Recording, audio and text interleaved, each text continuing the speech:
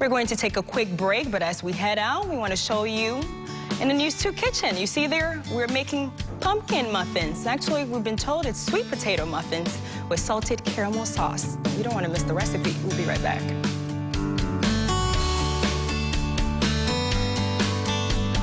The temperatures may not be cooperating, but if you have smell-o-vision this morning, you probably are smelling something delicious coming out of the News 2 kitchen.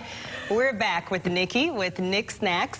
Thank you so much for joining us. The first hour, we made those delicious cheddar biscuits. Oh, and they were awesome. And Ed devoured them. One just disappeared instantly like that. Oh. They're really good. But you have another easy, simple fall recipe for us. Tell us about this recipe. Yes, this recipe is incredibly simple. As I mentioned before, baking is a science, and most cooks can't bake. Most bakers can't cook. But this one is easy for everybody. In this recipe, we're using cake flour. Cake flour is a little bit softer, and it gives a little more even crumb in your muffins and cakes and whatnot.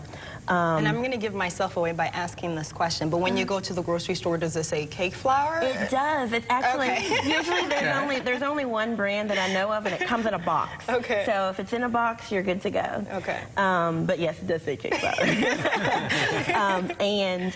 We're using cake flour, and in this bowl, there's cake flour, a little brown sugar, dark brown sugar, baking powder, baking soda, a little kosher salt, and a little pumpkin pie spice, which is just a mix of cinnamon, allspice, ginger, and nutmeg. Of course, you didn't just throw everything. You measured yes, them, and everything. We have the recipe on DickTriad.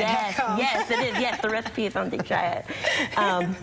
So once you have measured and put everything in the bowl, the next step is to, in a separate bowl, put your sweet potatoes, which have already been cooked and mashed, 1.5 cups of milk, 2 eggs, which if you'd like to add, you can crack them right in the bowl. Oh, okay. All right. And just crack them and put them right in there? Yeah, just crack them and put them right in there. And I'll give you a whisk, Faith, if you'd like to, and you can whisk that up. Now, I'm going to ask you a silly question because I like to do, these are simple, but I ask you about this. All right, what about canned sweet potatoes? You know what, you can use canned sweet potatoes. Okay. Yeah, I mean, they taste good, just, you know, they're sweet potatoes. They might say yams, but they're really sweet potatoes. Make it super easy. I read somewhere you have to mix the eggs one at a time. Is that true? That's in a mixer, but gentle. no, you're fine. But yeah, you can, don't be scared. I'm scared of this. No, don't be scared. It's okay. You have an apron on. You're good. You are excellent. Okay, here we go. And once your eggs have been incorporated, that's when you can put it inside of the flour. And you can just pour it in, and I'll mix it. It's ready? Yeah, it's ready. Okay. It is ready to go. You can just pour it on in, whee! And then, and as you mix it up, all you're doing is mixing it so everything is incorporated. You're not gonna, you know, mix it. You don't need a hand mixer. You could use your hand to mix it, but you know, just mix it until everything is incorporated.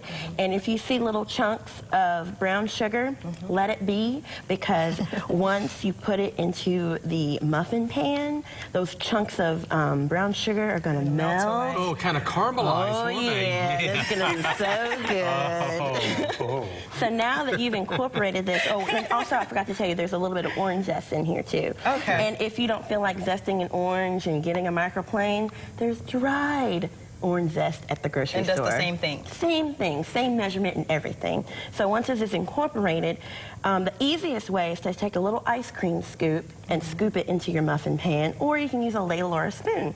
Okay. So and we have right here. I'm going to put you to work again. All right. Go.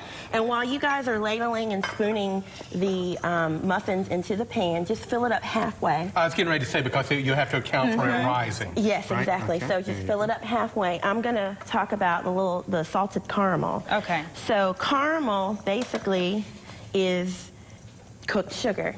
And when you cook the sugar, sugar is made mostly of water. And so your caramel, you know, caramelization, you're burning the sugar. So basically in a pot, caramel is really easy to make. You just put in 1.25 cups of granulated sugar, 1/3 cup of water.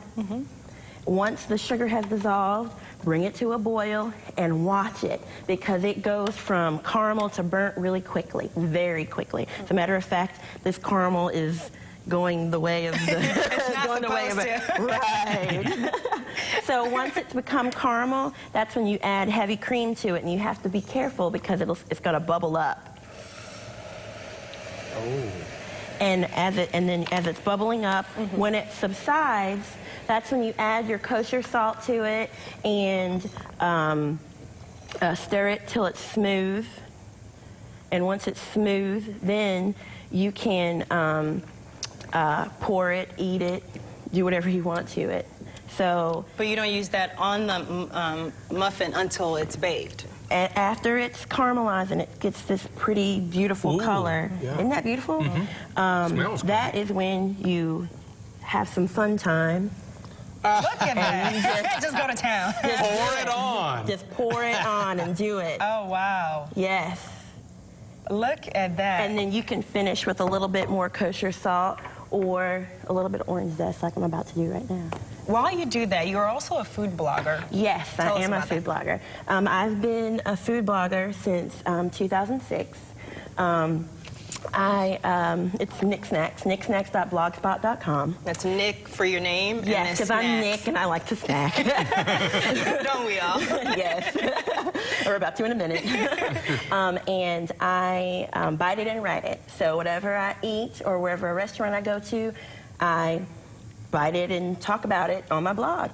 Actually, recently, I was the official blogger for Fire in the Triad, which took place here in Greensboro. Congratulations. And it was an amazing experience, and the state championships are going to be in mid-November, and I believe Chef George Neal from 1618, he is the reigning champion of the Triad. So you're going to be in this?